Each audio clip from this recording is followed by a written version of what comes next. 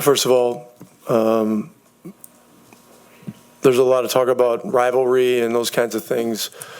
From my perspective and our perspective, nothing but respect for the Bucks. What they threw at us to begin the game and really throughout the game was the thing that champions do. They come out and they throw everything, their heart and soul into it. We didn't respond well early. We stayed with it, and we showed the kind of resilience that we've really shown all year. So, my hat's off to our guys for hanging in. Our crowd was tremendous. What happened in the overtime, we were down 7 with 40 seconds. Nembhard hits the 3. We get a steal. Ty gets an and one, and then we got fortunate. They had a mishandle, and we got the ball, and Ty made the play to win the game. And neither team had a timeout. Both teams literally left every single ounce of everything they had out there, including timeouts, and nobody had anything left. So we're fortunate, but fortune favors the bold. Our guys were bold in the last 3 quarters, and we're very thankful and very grateful to be moving on. We know the next challenge is going to be very daunting as well, but we got a couple of days here, I guess. I don't know when we play. Does anybody know when we play? Yeah, they're saying maybe Saturday or Sunday, but nobody really knows for sure. So anyway, congrats to our guys. You guys talked a lot during that stretch in March when you won a bunch of close games about how those moments could help you for the playoffs. What did you see from your team in terms of attitude, resolve, whatever, in the final minutes of both regulation and overtime? Yeah, we were in this situation many times, maybe not quite this dire. I don't know if it was down 7 with 40 seconds, but we were down 7 with under 2 minutes, and it's very difficult to overcome that, But we did it a couple times, and regardless of who we did it against, we had guys that got experience with that kind of pressure and having had that kind of toughness and resilience. So all those ingredients go into the mix when a team pulls off what our guys pulled off today. What do you make of Tyrese fighting through a couple misses early in overtime to have those moments late and hitting the game winner with just a second to go? Yeah, when it comes to belief in himself, Tyrese has an iron will. He works extremely hard on what he does. He works extremely hard on his craft, his skill. He's unafraid. He reminds me a lot of Reggie. And, this game will go down as one of the all-time great Pacer wins because of the circumstances in overtime and what was on the line. And Ty obviously authored, a big part of this ending. So congratulations to him. The Netflix people are driving me nuts. They're everywhere, and it's a pain in the ass. But, when a guy like that can rise to the moment with a microphone on and cameras following him all over the place, it's pretty amazing. Aaron Nesmith has been stepping up this entire series, 19 and 12. Obviously came through with a lot of big plays at big moments. Just how important does he continue to be throughout this playoffs? Well, there's a period in the fourth quarter where we were getting shots, but we were unable to convert. Called a timeout. We put him in a stack action, and he delivered a 3, boom, just like that. And that was a huge play. Then he had a tip in late, and he's involved in a lot of loose ball plays. He was involved in the play in Game 4, which was a defining play as well. A chase down block on Portis turns into an and one at the other end, and it really was a big part of the run we made in the second half. So, look, he's a warrior type player, and interestingly, the former Ron Artest was here tonight, and so got to see him. Obviously, he got introduced during the game. He came in afterwards, said hi to the guys. Meta, now as he's known, was one of the toughest guys I ever saw in this league ever. And so Aaron displays a lot of those attributes as well. Had Myles Turner on the primary assignment with Giannis a lot in this case. I guess some of the wall situations. What did you like about just the physicality he brought to that situation, and just again, just what the kind of performance he's stacked over the last two? Yeah, as you go through a series, you have to keep adjusting to a guy like Giannis. I mean, he just 30 points. It felt like he had 57. He's just one of those kind of guys, and he also had 13 assists and 20 rebounds. I mean, the numbers are ungodly. And I mean, the way that guy goes is just insane. But we made the adjustment to get Myles on him in a few situations, and then when Pascal had the four fouls and then the fifth foul, it became a necessity. And it's just, you've just got to try to get positioned, hold your ground, and hope for the best. And so got fortunate a couple times. He made some incredible and ones. And, I mean, the game just kept going back and forth and back and forth. And, the threes that Trent and Green were hitting, it was insanity. It really was. And so, it's just one of the really great games that I've ever been a part of. Coach, when your team was down 33-13, what was your message to them to try to get them back on track? Fucking hit somebody. I mean, really, that's what it was. Apologies to the league, and I'll take that back. But listen, this is one of those things where when a team is completely desperate, this is what happens. I mean, Tyrese made a pass on the first play of the game and cut through, and Trent just boom hit him, and they were going to be in a hit first mode. It was hard to complete a pass in the first 5 minutes of the game. I mean, it's just really difficult. And, to regain leverage, we had to do a reset. We had to do a mental reset. We had to do a physical reset. And we had to sit down and figure out a way to stop them, because when they start out 11-0 and 13-3, that's not a good way to start the game. TJ had 18 points in 17 minutes. What did you think of his play off the bench tonight and how he just kind of made some big buckets there at the end of the third, beginning of the fourth? Yeah, I know he got a standing ovation when he came out in the fourth.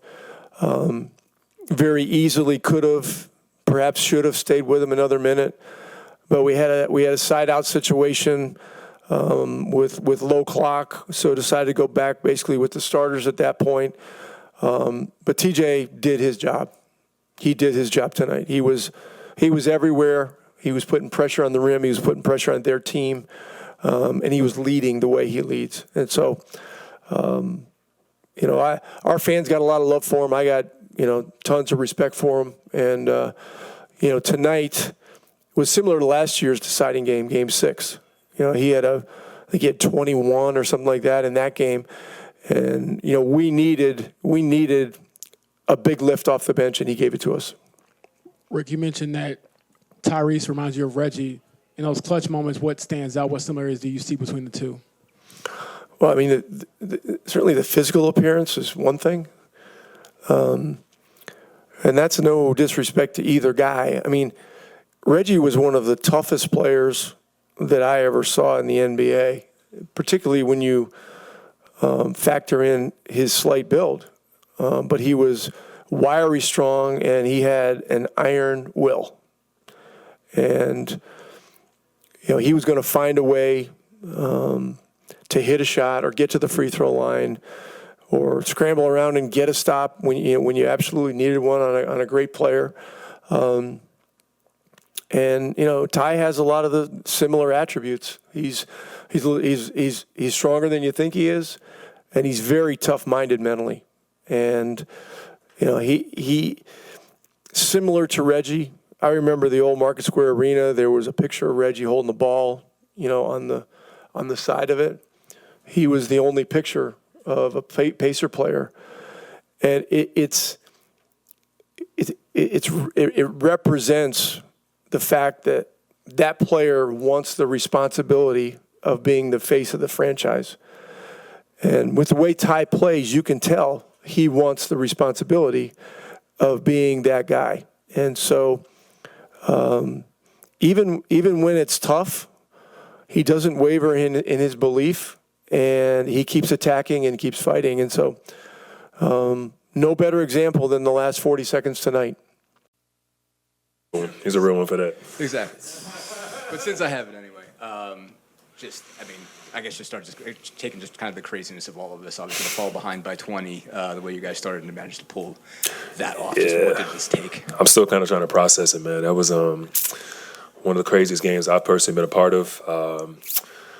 We never stopped believing. I think this group, you've seen what we pulled off the past, 2-3 weeks of the season, whatever it was. And I think that was perfect because that was a perfect precursor to what the playoffs are. Now, granted, we didn't want to be in the position of being down by 20, but if we just so happened to be there, we knew how to manage it. We knew how to lock in when we needed to. So just to get to overtime and hit timely shots and get timely stops, a lot of things went in our favor. So it was just a great overall team performance. What did you just have to do to turn that around in the moment when you're down? You're down 33-13. Like what had to be said? I know Rick told us what he said, but what did you guys have to kind of sum it up in that moment to turn the thing around? Kind of the same thing I just started with. Just don't stop believing. Just got to continue to keep believing in each other and just to dig in and get a stop. I think one of the things that hurt us was rebounding at the end. They got a few extra shots off of that, and we talked about us, eliminating that. Eliminating as many mistakes as possible offensively and just keeping it moving. We knew Giannis had 5 fouls, so we tried to keep him in action. And Tyrese is, even though he missed, a lot of shots, he still stayed the course and was able to, pull off some amazing stuff there at the end of the game. I think Ty said was that he obviously starting to get discouraged because he mentioned he smoked a layup. He had a couple open threes that he usually hits, and he said that you guys, his teammates, kind of made a point of keeping him up there, so he kept attacking. And just what were some things that you guys tried to get across to him? I can tell you exactly what happened. It was half court. I think the ball was in. I don't know if it was Aaron's hands or it was Drew's hands in the corner, and in the middle of it, I yelled at him. I said, "Go get the ball!" Like these are the situations that you prepare for. These situations that I know you train for. I said, "Go get the ball." And right afterwards is when he got that and one. So it was just, I'm glad he stayed resilient and just was able to pull it off in those moments because a lot of people would have shied away. You miss 2-3 big shots and you shy away from the moment, and I wasn't going to allow him to do that. So I think that. It was big on him to go get the ball, but I knew he needed a little bit of a nudge, and he was able to make some great things happen. You mentioned Giannis earlier. It seemed like you got him more. You were defending him more today, basically, than maybe you had directly. Basically, it's kind of initial primer defender or in the wall or some of those things. What did you feel like you did well in that circumstance? Obviously, you guys kept him from getting going for a while. Certainly, his numbers line is huge at the end, but it seemed like it took him a while to get going. What did you feel like you did well, particularly? No, it was strategic. We saved that bullet. I could have guarded him earlier in the series, but I think that we wanted to save it for when we really needed it. I think the numbers show I did a decent job on him throughout the series, and the last 3 or 4 minutes, what it was, he wanted to switch the matchup and give him a different look. So I think it's just a matter of just still a team effort. You're not just guarding the guy one. I have a guy to my right, I have a guy to my left. Guys are talking to me, and we're able to, like I said, just lock it down at the end. There's 40 seconds left, and they're headed to the free throw line. You guys are down 6. What's going through your head at that time, and how did you guys stay focused or keep the belief in a moment like that? I won't say who, but a couple of their players were talking a little crazy. Just we're a championship team. We've been here before. Y'all thought y'all was gonna beat us. This is that. That's verbatim what was said. And again, we just didn't. We just ignored it. We just kept our heads down and we kept working. So. We hit some big shots, and then there was 2 big blunders on their end. And caused by our pressure, Drew hits a big shot, Aaron hits a big shot, Tyrese able to get downhill, and the rest is history. Tough to have a game 3 and start today, but to get through this series in 5, what does that say about the state you guys are in going into the next round? That was huge, bro. Because if we would have had to play another game, or anything could have happened, anything. So we're glad that we get to rest, for a couple of days, and we'll figure out when we play, and we lick our wounds, and we just get ready for what's next.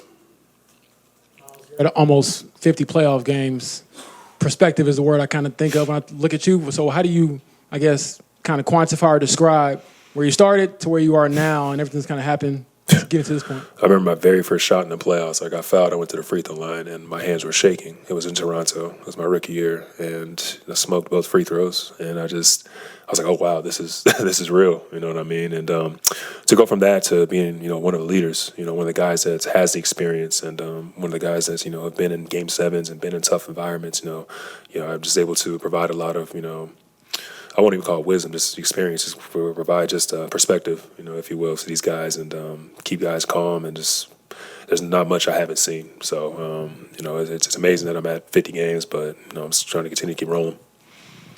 To follow up on that idea of perspective, to be able to get this done here in front of these people, what this fan base means. Yeah. What does it mean?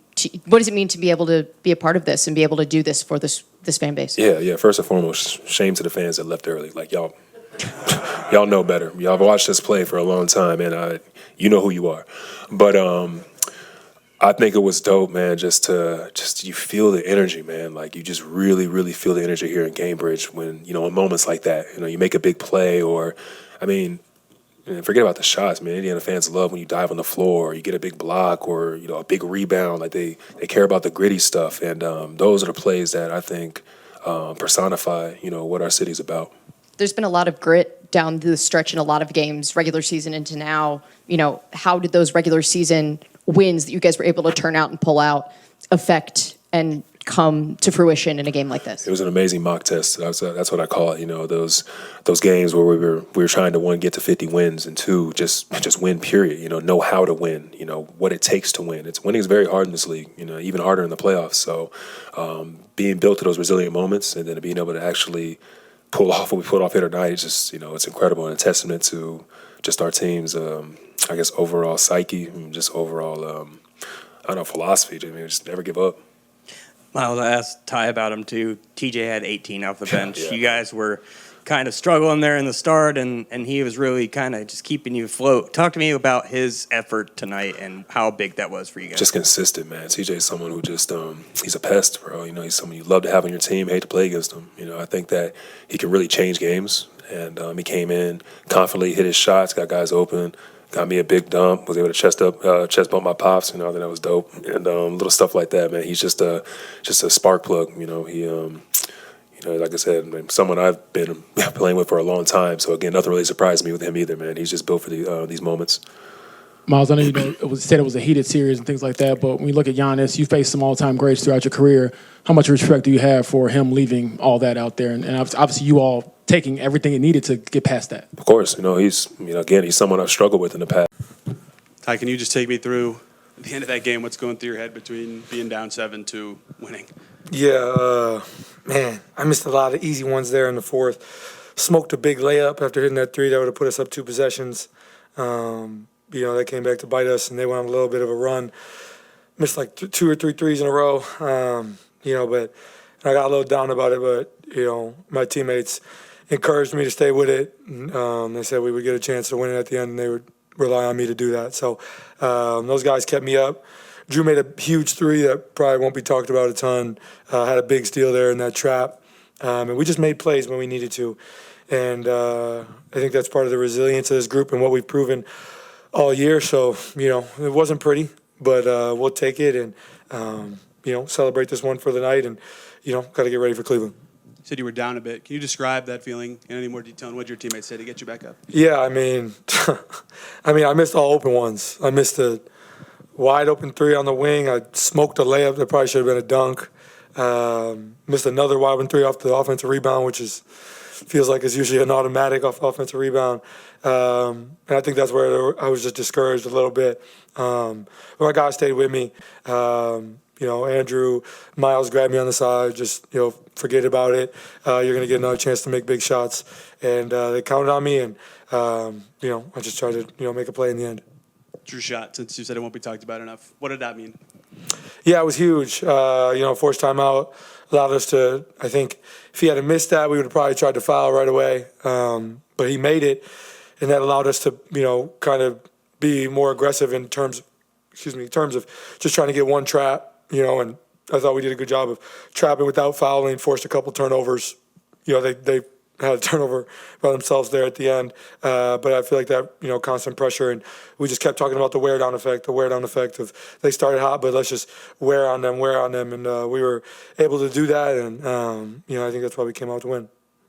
I know I asked a lot this series about going to the rim, but obviously that's the plays that changed the game for you in this one. Seemed like obviously they put Giannis out on you on the perimeter as opposed to you kind of finding him in the middle off a switch or a help off or something like that. I mean, how much did you see that as an advantage if you were able to get him dragged out basically to the perimeter and have an opportunity to drive around him as opposed to meeting him close to the rim? Yeah, I was just trying to make plays. I mean, that's a matchup. I like my speed there. I like being able to get around. He had 5 fouls, so we just tried to put him in the action for the majority of overtime.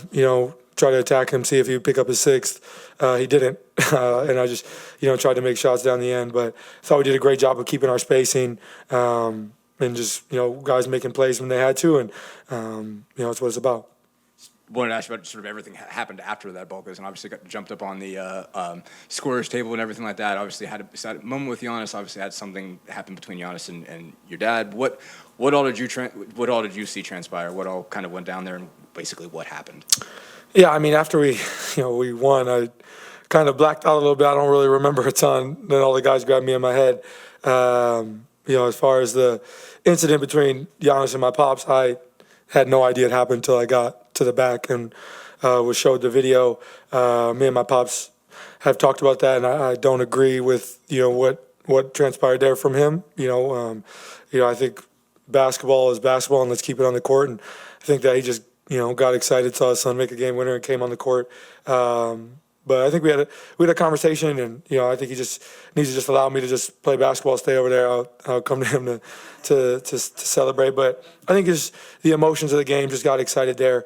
But I talked with him. I'll talk with Giannis eventually about it. Just I don't think that my pops was in the right at all there, and unfortunate what happened in the end there. But I mean, this series was a lot of war of words, a lot of war of antics, a lot of stuff going back and forth, and that's just part of this rivalry and what we've built here over the last couple of years. And it's unfortunate what happened there, but I think it's just competition. And as far as my pops, again, I don't agree with what happened there. We'll have a conversation. Everybody's grown men, and we'll just go from there.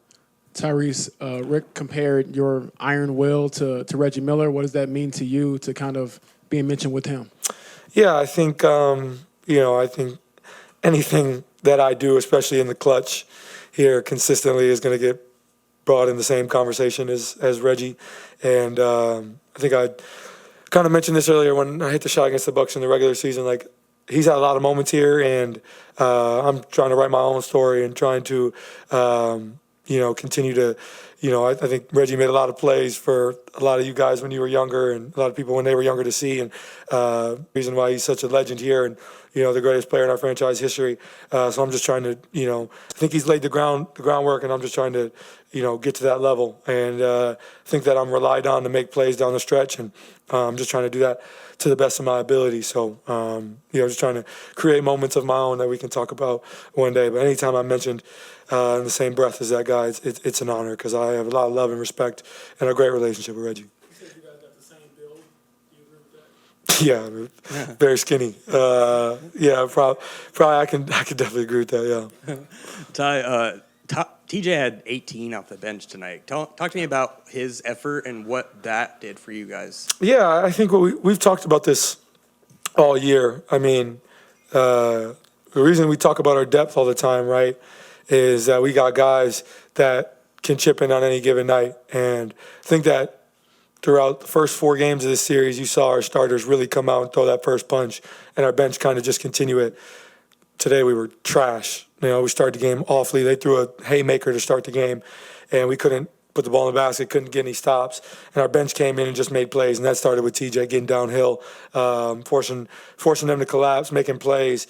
And this is something we've talked about, all year, is there's going to be games where our bench is not playing to their ability, and our starters got to pick up their slack.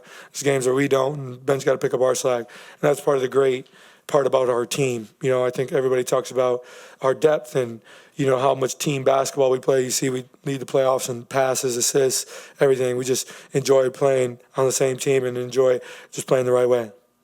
Tonight you debuted your Undertaker shoes. What was the inspiration behind that?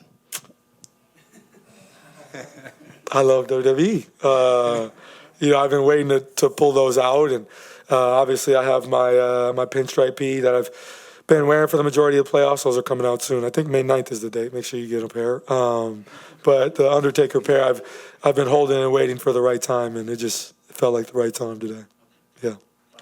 I thought he was going to ask, but 3 blocks, I guess. Yeah. Hey, now, when I tell y'all, top 5. Yeah. But you had one where you got, I think, Bobby from behind. How important just was that shot? And I guess, do you see, opportunities there when, you can kind of hit, pick up a block that way? Yeah, just trying to make plays, man. Obviously, I'm not the greatest on-ball defender. I'm not the greatest defender in general. But I think where I've really grown is just using my IQ on the defensive end. I think sometimes it can come to, bite me in the ass a little bit, excuse my language, but I think sometimes I can get caught floating and not seeing my man. And, I think that's how, Gary was allowed to, find space and that got hot. But I feel like I've done a good job of just trying to make plays off the ball. And I think sometimes I get a little wild where I try to be a playmaker off the ball and it doesn't work and it leads to, bad things for us defensively. But I'm just trying to be solid, trying to make plays. Coach tells me if I'm going to gamble for a steal or go for a block, be confident that I can get it. So I'm trying to make the right play, fly around. And I think the guys, I think we have guys like really all our guys, but Andrew and Aaron and Myles, they protect me a lot out there. They make me look like a better defender than I am because they fly around and they make so many plays. But just trying to, make plays as much as I can on defense side, and I think that it gets our team going too. When I get blocks, we talk a lot about it in the locker room. So I think it just excites everybody. I think it excites our fans as well to see me making plays on the defensive side. So whatever it takes to win, and just really glad we were able to pull this one out. Yeah.